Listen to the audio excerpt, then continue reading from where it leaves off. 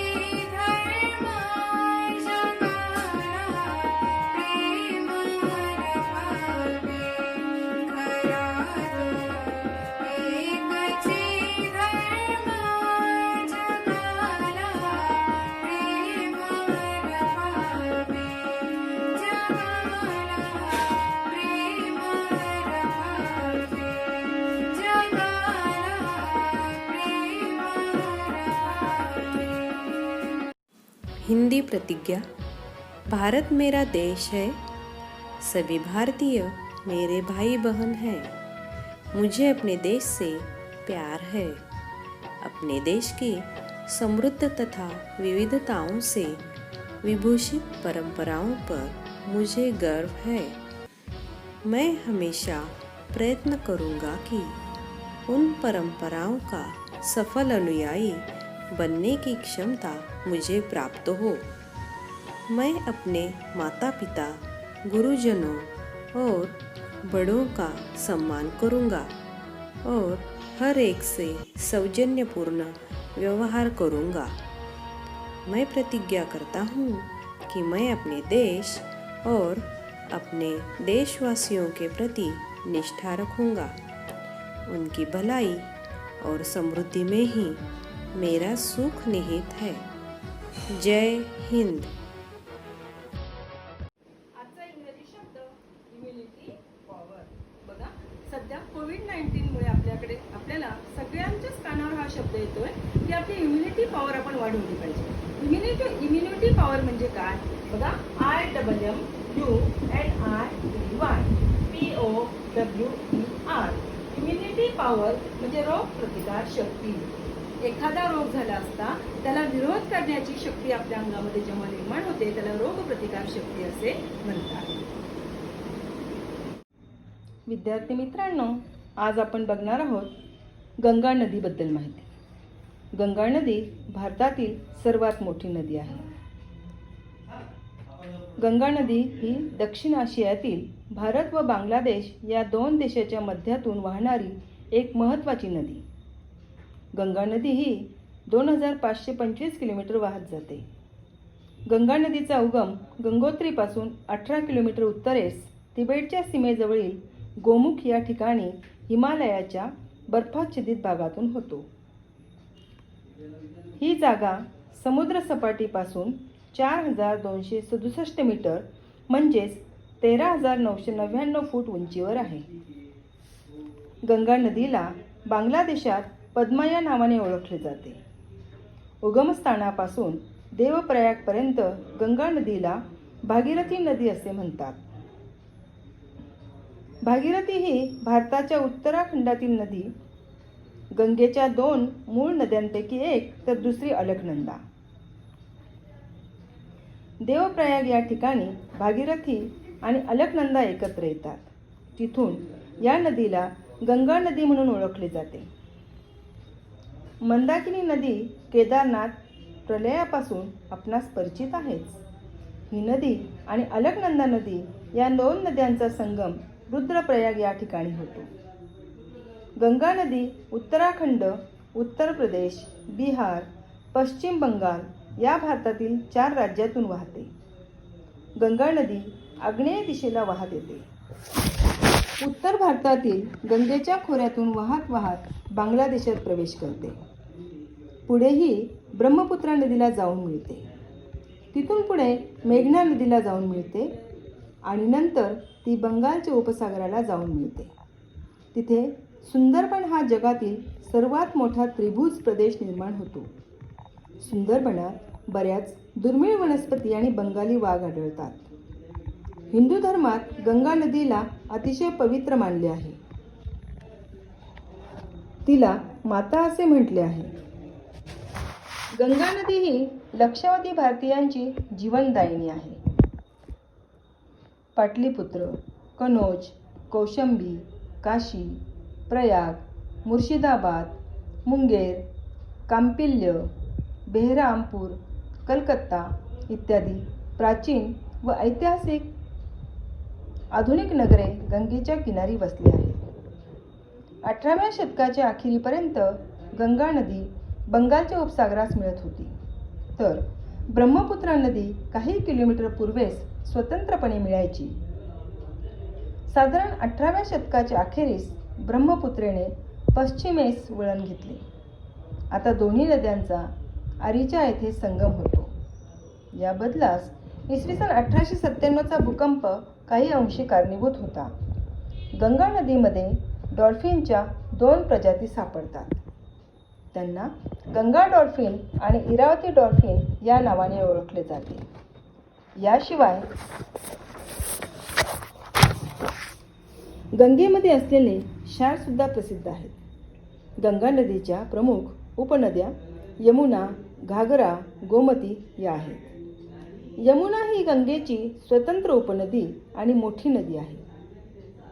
गंगा, यमुना या मुख्य नद्यांचा संगम अलाहाबाद म्हणजे सध्याचे नवीन नाव प्रयागराज या ठिकाणी संगम होतो.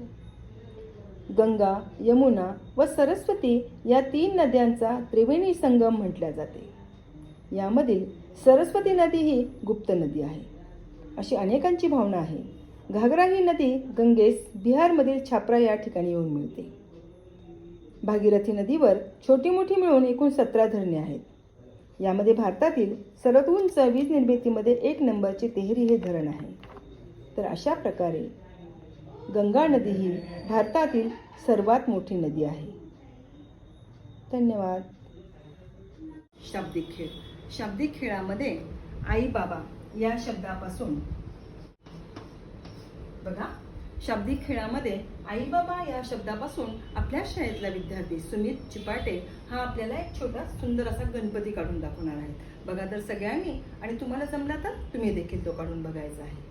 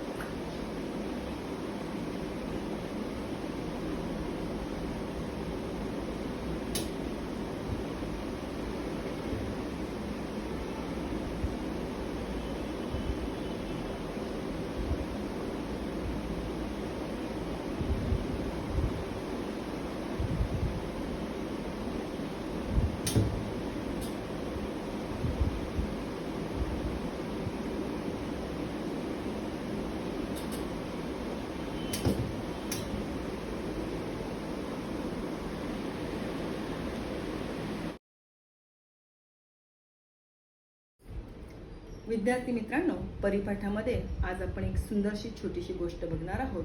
त्या गोष्टीचं नाव आहे, आताच मी तुम्हाला सुरुवातीला जो सुविचार सांगितला होता की चांगली संगत आपले भविष्य उज्ज्वल करते. याच सुविचाराला अनुषंगून मी तुम्हाला एक छोटीशी गोष्ट सांगणार आहे. बघा, एक गाव होतं. त्या गावामध्ये संत तुकाराम महाराजांचं कीर्तन चाललेलं होतं. सगळे लोक कीर्तन ऐकायला आलेले होते.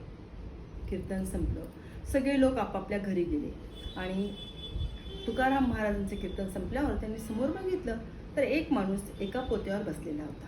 त्यांनी त्या माणसाला विचारलं, अरे सगळे लोक घरी गेले आपापल्या झोपायसाठी, तू काय इथे थांबलायस? तूही घरी जा आणि झोप. तर तो माणूस म्हणाला की महाराज, मी चोर आहे आणि मला चोरी करायला जायचं आहे. लोक आत्ताच घरी गेले, ते अजून झोपलेही नाहीत आणि मी चोरी करायला कसं बरं जाणार? महाराजांना आश्चर्य वाटलं त्याचे त्याच्याकडे डोळे विस्फारून बघायला लागले की हा चोर आहे आणि मला खरं सांगतोय की मी चोरी करायला चाललोय. म्हणजे हा माणूस नक्कीच चांगला दिसतोय. ठीक आहे, बघू आपण याच्यामध्ये काही बदल करता येतो का. संत श्रेष्ठच असतात आणि संतांच्या सहवासामध्ये आपलं भविष्य नेहमीच उज्ज्वल होत असतं. म्हणून संतांनी, त्या तुकाराम महाराजांनी विचार केला की बघूया या चोरामध्ये आपल्याला काही बदल करता येतो का. म्हणून त्यांनी त्याला जवळ बोलावलं आणि सांगितलं, हे बघ, तुला चोरी करायला जायचं आहे तर तू जा, परंतु एक मात्र लक्षात ठेव, माझा तुला एवढाच सल्ला आहे की आज रात्री आता 12 वाजलेले आहेत, आजच्या दिवसापासून तर उद्याच्या दिवसापर्यंत तू खोटं बोलू नकोस, अगदी कुणाशीही खोटं बोलू नकोस. जे काय तू काम करणार असशील, जो तुला कुणी भेटेल त्याला ती गोष्ट तू मात्र सत्य सांग. तो म्हणाला, ठीक आहे महाराज, मी सांगेन. आणि तो चोरी करायला निघाला. चोरी करायला निघाला असताना त्या गावचा राजा वेषांतर करून आपल्या गावामध्ये काय हालचाली चाललेल्या आहेत हे बघण्यासाठी वेषांतर करून, म्हणजे दुसरा कपडे घालून तो त्या राज्यामध्ये चक्रा मारत होता किंवा तो राज्यामध्ये फिरत होता. फिरता फिरता हा चोर त्या राजाच्या नजरेस पडला. राजाला वाटलं, अरे एवढ्या रात्री आणि माझ्या राज्यामध्ये कोण फिरत आहे असं. राजाने त्याला म्हटलं, अरे तू कोण आहेस रे आणि कुठे निघाला आहेस. चोर घाबरला. त्याला वाटलं, बापरे कोण आहे. दोघांनी एकमेकाला ओळखलेलं नव्हतं. मग तो चोर वाटलं की आता काय सांगावं या माणसाला. पण त्याला वाटलं की आपल्याला तुकाराम महाराजांनी सांगितले की खोटं बोलायचं नाही. म्हणून तो म्हणाला की मी चोर आहे आणि मी या गावामध्ये चोरी करायला चाललेलो आहे. राजाला आश्चर्य वाटलं. मला तर वाटतं की माझ्या राज्यामध्ये सगळं आलबेल आहे आणि हा चोर तर चोरी करायला निघालाय माझ्या राज्यामध्ये. मग राजाने त्याला विचारलं, कुठे बरं तू चोरी करणार आहेस. मग चोराने सांगितलं की मी ना एका चांगल्या घरामध्ये चोरी करायला जाणार आहे की जिथून मला भरपूर संपत्ती मिळेल. मग असं कोणतं घर आहे तुला माहिती आहे का. राजाने विचारलं. तो म्हणाला, नाही, पण मी शोधतोय ते घर. राजा म्हणाला, राजाच्या राजवाड्यात जायचं का आपण चोरी करायला. मग चोर म्हणाला, मला तर त्याचा रस्ता माहीत नाहीये. मग तो राजा त्याला म्हणाला की अरे मी सुद्धा चोरच आहे, मी पण चोरीच करायला निघालेलो आहे, चल बरं मी पण तुझ्यासोबत येतो. मला राजाच्या राजवाड्याच्या तिजोरीचे सगळे रस्ते माहिती आहेत, मी तुला ते सांगेल. अट मात्र एकच की जे तू चोरी करशील त्यातला अर्धा वाटा तू मला द्यायला हवास. चोर म्हणाला, नक्की देईन. आणि मग दोघं हळूहळू त्या राजाच्या राजवाड्याकडे निघाले. आता तो राजाच, चोराला काय माहित नव्हतं की आपल्यासोबत राजाच आहे, पण राजाला माहित होतं की आपल्यासोबत चोर आहे. दोघंही मिळून राजवाड्यापर्यंत पोहोचले. राजाने त्याला सांगितलं की मी इथे लक्ष ठेवतो, कुणी बाहेरून येणार असेल तर तुला खुणावतो, तू पटकन वापस ये. पण मी तुला रस्ता सांगतो, त्या रस्त्याने तू आतमध्ये जा, राजाची तिजोरी उघड आणि त्याच्यामध्ये जी संपत्ती असेल ती घेऊन ये, आपण दोघांनी वाटून घेऊया. चोर म्हणाला, ठीक आहे. ठरल्याप्रमाणे, सांगितल्याप्रमाणे चोर त्या रस्त्याने राजाच्या तिजोरीपर्यंत गेला. तिजोरी उघडली तर भरपूर सारं तिथं काही होतं, पण त्याला अतिशय सुंदर असे चकचक चकचक करणारे, चकाकणारे 3 हिरे दिसले. चोराला वाटलं, हा काय सुंदर हिरे आहेत हे. पण चोराने विचार केला, हे तर 3 आहेत आणि मी जर 3च्या 3ही चोरले तर एक मला आणि एक राजाला, आणि एक हिरा मला अर्धा अर्धा कसा करता येईल, कारण हिरा तोडण्यास खूप कठीण असतो, तुम्हाला माहीत नाही. आणि म्हणून हिरा जर मला तोडता येणार नाही, अर्धा अर्धा करता येणार नाही, पुन्हा आमच्या दोघांची भांडण होतील, त्यापेक्षा मी काय करतो, हे 2च हिरे चोरतो आणि एक हिरा त्या तिजोरीतच ठेवतो. म्हणून त्याने ते 2 हिरे चोरले आणि बाहेर आला. बाहेर आल्यावर राजाने विचारलं, काय काय होतं रे तिजोरीत. खूप सारं होतं म्हणाला, पण मला हे हिरे खूप आवडले आणि तिथे 3 हिरे होते, तर मी फक्त 2च हिरे चोरले म्हणाला, कारण आपण दोघांनी एक एक वाटून घ्यायचा आणि उरलेला एक मी तिजोरीतच ठेवला. तो जर आणला असता तर तो आपल्याला तोडता आला नसता आणि त्याचे 2 भाग करता आले नसते. म्हणून मी काय केलं, फक्त 2च हिरे चोरले. राजाला हे तर माहितीच होतं की त्याच्या तिजोरीमध्ये फक्त 3 हिरे आहेत. आणि मग त्यांनी काय केलं, त्या चोराने एक हिरा राजाला दिला आणि एक हिरा आपण घेतला आणि दोघंही आपापल्या वाटेने निघून गेले. चोर त्याच्या घरी गेल्यानंतर राजा पटकन घरी आला, आपले कपडे बदलले, आतमध्ये गेला आणि खरोखर त्या चोराने किती हिरे चोरले आहेत ते बघण्यासाठी तो तिजोरीकडे गेला. तर त्याला बघितलं तर तिजोरीमध्ये एक हिरा जसाच्या तसा होता, म्हणजे तो चोर खोटं बोललेला नव्हता. तुकाराम महाराजांनी सांगितल्याप्रमाणे तो अजूनही ते खरंच बोलले होते. राजाला नवल वाटलं की हा चोर असूनही किती खरं बोलतोय, म्हणजे हा व्यक्ती नक्कीच चांगला असला पाहिजे. सकाळ झाली, सगळे उठले. राजाने पाहिलं, अरे रे खोटी. राजाने सांगितलं की अरे बापरे, आपल्या तिजोरीमध्ये चोरी झालेली आहे. वास्तविक पाहता राजाला हे माहिती होतं की चोरी झालेली आहे, कोणी चोरी केली आहे, कोण माणूस होता, हे राजाने रात्रीच सगळं बघितलेलं होतं. पण राजाने दोंडी पिटवली की राज्यामध्ये चोरी झालेली आहे, तिजोरीमधनं हिरे चोरीला गेलेले आहेत. जो कोणी चोर आहे त्याने जर समोर येऊन ती चोरी कबूल केली तर राजा त्याला अर्ध राज्य बक्षीस देणार आहे. आता बघा, चोर त्याच गावामधला होता, एका घरामध्ये बसलेला होता. त्याने ती दौंडी ऐकली आणि त्यांनी विचार केला, अजून तर दुसरा दिवस पूर्ण संपलेला नाही आहे आणि आपल्याला तुकाराम महाराजांनी सांगितलं होतं की आजच्या दिवसापुरतं खोटं बोलायचं नाही आहे. आता काय करावं? खरं बोललो तर आपल्याला शिक्षा होणार आणि खोटं बोललो तर आपल्याला महाराजांनी सांगितलेली गोष्ट आपण ऐकली नाही असं होणार. काय करावं? तो थोडा संभ्रमात पडला. पण त्याने विचार केला, जे होईल ते होईल, संतांनी सांगितलेली गोष्ट आहे, आपण ती ऐकलीच पाहिजे. आणि म्हणून तो राजाकडे गेला आणि सांगितलं की महाराज, मी चोर आहे, मी चोरी केली. राजाला पुन्हा आश्चर्याचा धक्का बसला. अरे, हा चोर आहे सांगतो काय, चोरी करतो काय, पुन्हा मी चोरी केली आहे कबूल करतो काय. आणि मग राजाने पाहिलं की वा, काय काय चोरलंस तू? तर तो म्हणाला, महाराज, मी हे 2 हिरे चोरले आणि 2 तिजोरीमध्ये 3 हिरे होते, मी 2 हिरे चोरले. एक माझ्यासोबत अजून एक चोर होता, त्याला मी ते 1 हिरा दिला आणि 1 मी घेतला. राजा म्हणाला, खरं बोलतोयस? आता राजाने हे सगळं माहिती होतं बरं का. तो म्हणाला, हो महाराज, मी खरं बोलतोय, माझ्याकडे फक्त हा हिरा आहे आणि हा हिरा तुमचा वापस घ्या. राजांनी तिजोरीची किल्ली काढली आणि आपल्या प्रधानांच्या हातात ठेवली आणि म्हणाले, प्रधानजी, जा आणि आपल्या तिजोरीमध्ये काय काय चोरी झालेली आहे बघून घ्या. हा चोर खोटं बोलत नसेल कशावरून? प्रधानजीला वाटलं, वा वा, काय ती संधी मिळाली. प्रधानजी ती किल्ली घेतली आणि छान आनंदाने त्या तिजोरीत गेली. बघतात तर काय, 1 हिरा त्या तिजोरीमध्ये शिल्लक. आता 1 हिरा तिजोरीत शिल्लक आहे हे राजाला माहीत होतं, पण राजाने ते सांगितलं नव्हतं कुणाला. प्रधानजीला वाटलं, राजाला काय माहीत काय चोरी झाली आणि काय नाही. प्रधानजीने तो हिरा उचलला, तिसरा आपल्या खिशात घातला आणि बाहेरून सांगितलं की महाराज, बाकी सगळं आहे पण 3 हिरे चोरीला गेलेत आपले. महाराज, राजा म्हणाला, काय 3 हिरे चोरीला गेले? हो महाराज, तिथे एक पण हिरा नाही याच्यामध्ये.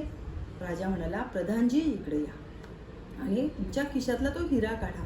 प्रधानजीचं ततपप व्हायला लागलं, बापरे, राजाला कसं कळलं माझ्या खिशात हिरा आहे म्हणून.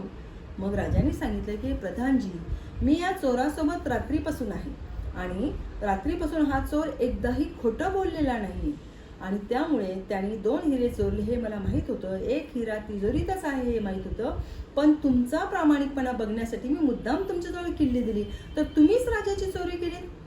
आपल्या राज्याचे तुम्ही प्रधान आहात आणि जर प्रमुख व्यक्तीच जर अशी चोरी करायला लागल्यावर त्या राज्याला काय बरा अर्थ राहणार आहे. आणि हा चोर असून किती प्रामाणिक वागला आणि मी कबूल केल्याप्रमाणे की जो कोणी चोर असेल, जो कोणी खरं बोलेल, त्याला मी माझं अर्ध राज्य बक्षीस देईल. तेव्हा चोराला त्यांनी जवळ बोलवलं आणि त्याला त्यांनी अर्ध राज्य दिलं आणि प्रधानजीला त्या प्रधानजी पदावरून काढून टाकलं आणि चोराला सांगितलं की तुला आजपासून मी माझं अर्ध राज्य बक्षीस देणार किंवा तुला मी ते चालवायला देणार. चोर म्हणाला, थांबा महाराज, मला तुमचं अर्ध राज्य नको. ज्या तुकाराम महाराजांनी मला ही सगळी किमया, ही सगळी जादू तुकाराम महाराजांच्यामुळे घडली आहे. महाराजांच्या कीर्तनाला मी रात्री बसलेलो असताना महाराजांनी मला सांगितलं की बघ बाबा, तू चांगला व्यक्ती दिसतोयस, पण फक्त एक काम कर, 2 दिवस तू म्हणजे आजचा रात्रीपासून तू उद्याच्या 12 रात्री 12 खोटं बोलू नकोस. आणि खोटं बोललो नाही म्हणून आज माझा एवढा सत्कार झाला. मी चोरी करायला गेलेलो असून देखील आज मला अर्ध राज्य बक्षीस मिळालं. तर हे कशाची सगळी किमया आहे, कशाची जादू आहे? तर त्या सत्संगतीची. म्हणजे चांगली संगत जर आपल्याला मिळाली तर आपलं भविष्य उज्ज्वल करते. आणि तो म्हणाले की महाराज, मला तुमचं राज्य नको. ज्या संतांच्या सहवासात मी काही वेळ राहिलो त्याच्यामुळे जर मला अर्ध राज्य मिळालं आणि याच्या पुढे जर मी त्या संतांच्या संगतीत कायम राहिलो तर माझं आयुष्य, माझं पुढचं भविष्य नक्कीच उज्ज्वल होईल. तेव्हा मला तुमचं राज्य नको.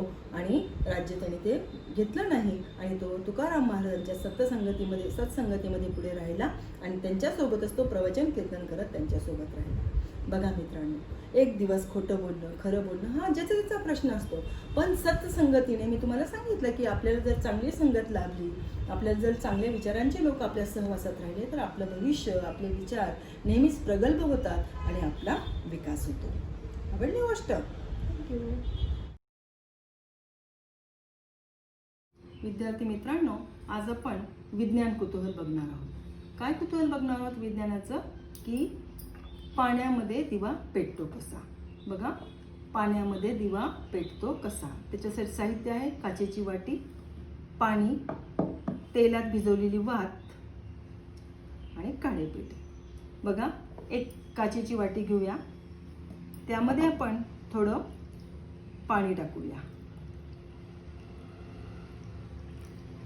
बघा, काचेच्या वाटीमध्ये मी पाणी टाकलेलं आहे आणि त्यावर आपण ही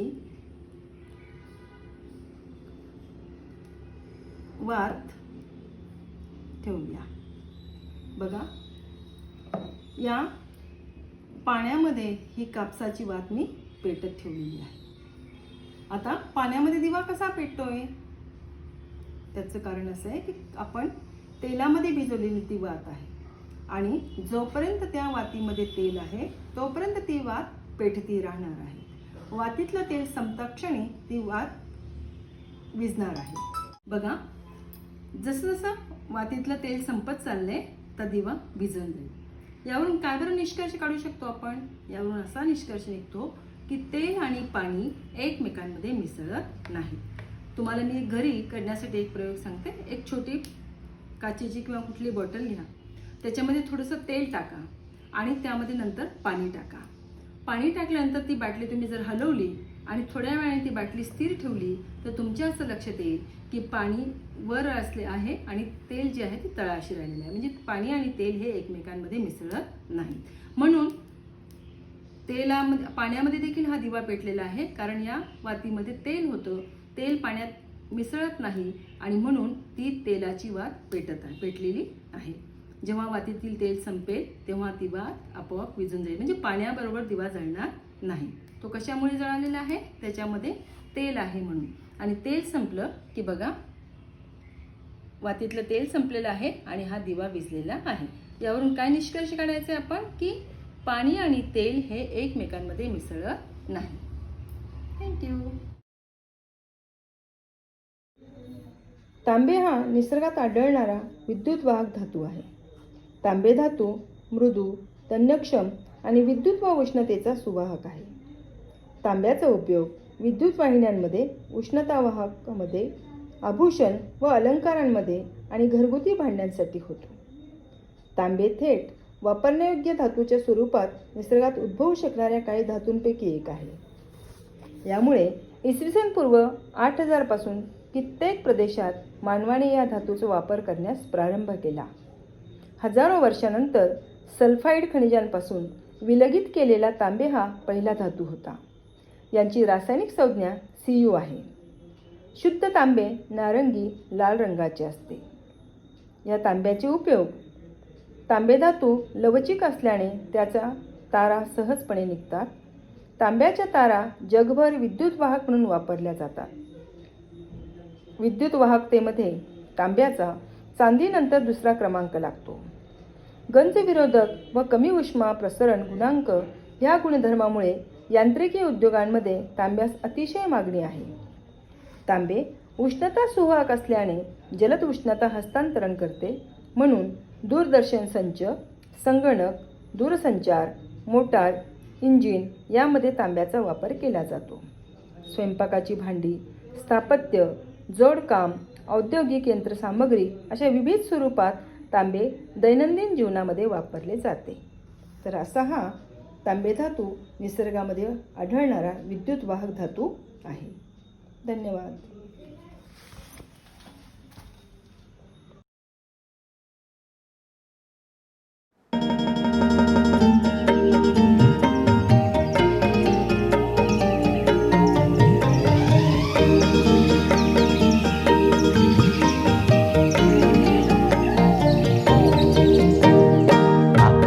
पोतडी आहे हो तयार, आकाशाची पोतडी आहे हो तयार. सूर्यचंद्र तारकांची आहे भरमार, सूर्यचंद्र तारकांची आहे भरमार. थोडे थोडे ढग आणि रंगांची बहार, थोडे थोडे थोडे थोडे ढग आणि रंगांची बहार. आषाढाच्या पावसाची संततही धार, आषाढाच्या पावसाची संततही धार. आकाशाची पोतडी आहे हो तयार, आकाशाची पोतडी आहे हो तयार. सूर्यचंद्र तारकांची आहे भरमार, सूर्यचंद्र तारकांची आहे भरमार.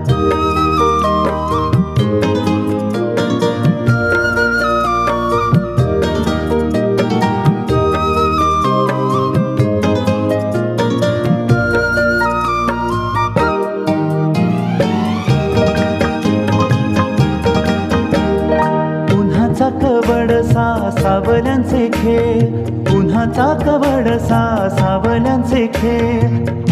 अंधाराच्या गुहेमध्ये बिजलीचे खेळ, अंधाराच्या गुहेमध्ये बिजलीचे खेळ. पहाटेची लाली संधी प्रकाशाची सांज, पहाटेची लाली संधी प्रकाशाची सांज. शुभ्र बगळ्यांची उंच उडणारी रांग, शुभ्र बगळ्यांची उंच उडणारी रांग. आकाशाची पोतडी आहे हो तयार, आकाशाची पोतडी आहे हो तयार. सूर्यचंद्र तारकांची आहे भरमार, सूर्यचंद्र तारकांची आहे भरमार.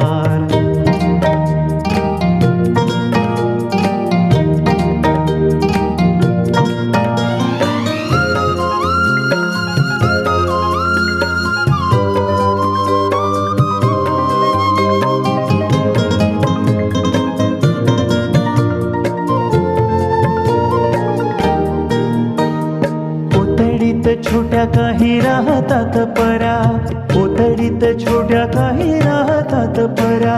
दिसतात स्वप्नांमध्ये त्याही खऱ्या खुऱ्या, दिसतात स्वप्नांमध्ये त्याही खऱ्या खुऱ्या. इंद्रधनुची कमान थोडे वाऱ्याचे उधाण, इंद्रधनुची कमान थोडे वाऱ्याचे उधाण.